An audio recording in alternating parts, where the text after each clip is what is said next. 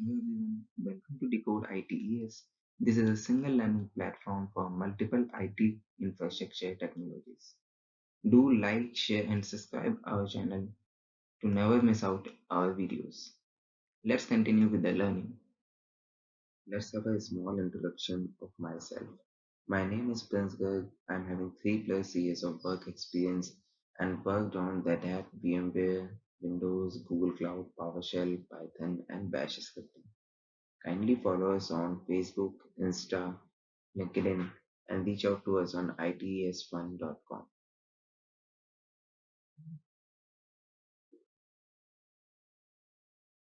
Welcome everyone. So let's continue our learning for Linux 8 with our next topic, which is interaction with Red Hat 8 or CentOS 8. So what does this mean, like interaction with Linux? This completely means that you are going to administer Linux, and by this you have to know how to perform the basic task and the advanced task. First, we will start with the basic task and knowledge, like for the practical world. The first thing which you will gonna do is logging into Linux machine. Every time you want to use your machine, you have to log in like you do in Windows machine as well. Also, you are going to managing files and folders and complete directory structure under the Linux environment. Also, you are managing users, permissions and their groups, like you manage in AD environment, the Active Directory. Also, you are going to perform some tasks like related to fetching the reports, or you are going to create a satellite server or a spacewalk server, which is complete replica, but the thing is it's open source. Also, you are going to configure the network under the machine so that you can take SSH connection from anywhere, and installing and configuring required services. What does this mean? This means that you are going to install and configure services like Apache, which is HTTPD, or like FirewallD. You are going to configure firewall as well. Or we can say Samba service, FTP service, BSFTPD service, Kerberos, which is used to authenticate users. So we are going to discuss all these things. But with the basics of interaction with Linux, we'll start with the interface you can use to interact with Linux. Now, there are two ways to interact with Linux. One is GUI, which is called graphical user interface or non-command line interface, you can say. Second one is command line interface. If we will discuss about graphical user interface, so the graphical user interface approach of Linux is means that in graphical mode, the actual applications live in Windows that we can resize and move around according to our needs. We have the menu and tools to help us find what we are looking for. This is the point where we will use a required web browser, our graphics editing tools and our emails, where we can see some example of the graphical desktop. In graphical mode, we can have many shells open. It is a good thing when we are performing some task on multiple remote computers. We can even log in with a username, ID, password, and keys through the GUI interface. After successfully logging in, we are taken to the OS desktop where we can use installed application. But now discuss about the second approach, which is CLI, command line interface. It's a non-graphical text-based interface to the computer system, where the user types in the command and computer then successfully executes it. The terminal is the platform or the IDE that provides the command line interface environment to the user. The CLI terminals appears that the user types and passes to a shell. The shell then receives and interrupts what the user has typed into the instructions that can be executed by the OS. If the output is produced by the specific command, then this text is displayed in the terminal. If any of the problems with the commands are found, then some error message is displayed. And non-graphical mode actually starts off with a text-based login. As we can see, we are generally prompted for a username or password. After entering that, we are then prompted for a password. If the login is successful, then we are taken straight to an execution shell. In the command line interface, there are none of the windows present to move around. Even though we have specific editors like for text editors, VI or VIM, dedicated web browsers we are having, and email clients, they are basically just text.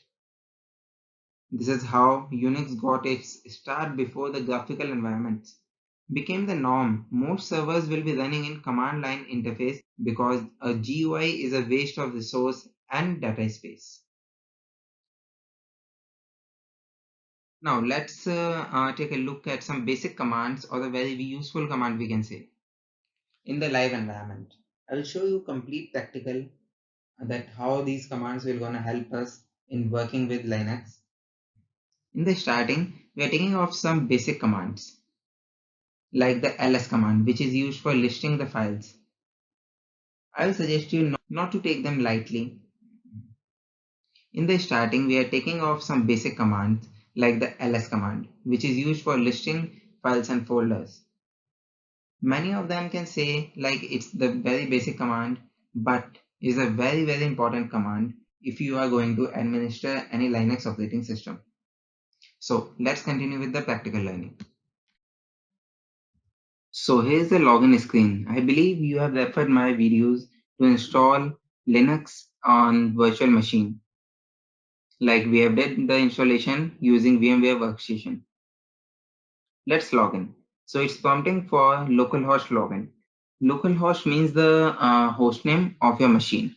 As we have not set it up correctly, so it's showing localhost as this is the first login time.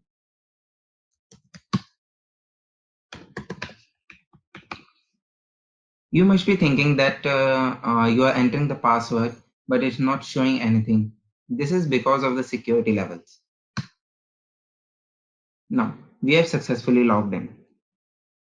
The first command which we will study is clear. It will clear all the existing commands or the interaction you have done with Linux from your current screen.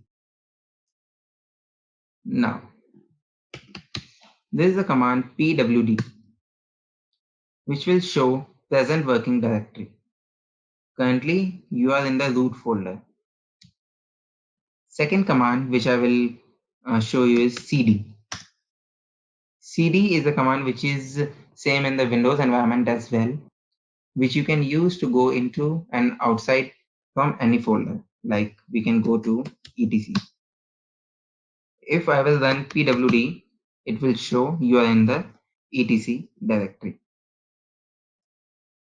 Now, who am I? Who am I is the command which will show who logged into the computer system. It will show up your username, the username by which you are trying to log into the computer system. ls. ls is a very important command. It is used to listing out the files and folders in the current directory. Like under the root directory, you can see these are all the files and folders. If we run ls-l command, this is because this means that we are using an option for the long listing format. Now you can see it is showing the created time and date, the size, the permissions, everything. We'll study it deeply in our coming lessons. But what is -l? -l is the option. We can say it has long listing format. You can change the behavior of the commands using options. You can refer man page for the details of every command, like how many options the command is having. Now, next command is IPADDR show. You can see it is showing the current network configuration under my Linux machine. If you can see, it's a 3-section command. The first is IP, which is the main command. Second section is ADDR. It's the subcommand. And then it's show. It simply says what you want to do with this command. Now, free. This command is used to show the memory utilization, or we can say RAM utilization of your Linux machine. You can see you can't read it. It's 1849504. You have to convert it from bytes to KB or MB, you can say. If we use -m, which is the option to convert it into MB, you can see it's 1806 total memory, used is 214, and available memory is 1437. So you can change behavior of command using options. There are a lot of options available for every command. Now, next command is df. So if we run the df command, it's showing some different storage devices. And as you can see under the file system, we are having dev tmps and root also attached to it. If you can see, it's showing 1k blocks, which is not readable. Let's convert it to human readable format. The option which we will gonna use is -h. As you can see, it's converted the size from 1k blocks to MB and GB. It's megabyte and gigabyte. Now let's move to the next command. It's cat. Cat is the very useful command in reading any file. You can use VI editor to view any file, but it's a bit risky if you are working in the production environment, and it's always suggested to use cat only. So under etc hosts, we are having these two lines printed. You can see it's showing the IP address, the host name, and the other details. Now, the next command is find MNT. It will show you a tree structure format of all the mounted file systems. As you can see, we have mounted only one disk, which is root, and under that one, all the folders are created. There's a very useful command if you are referring to search any data or where the folder is mounted, then you can refer this one. Let's move to the next set of command, which is file system commands. mkdir. mkdir is used to create any directory. Like I'm going to create mkdir prints. So it will create prints folder over here. As you can see, yeah, it's here. Next command is rmdir. If I will type rmdir prints, it will gonna delete prints folder. You can see it's deleted now.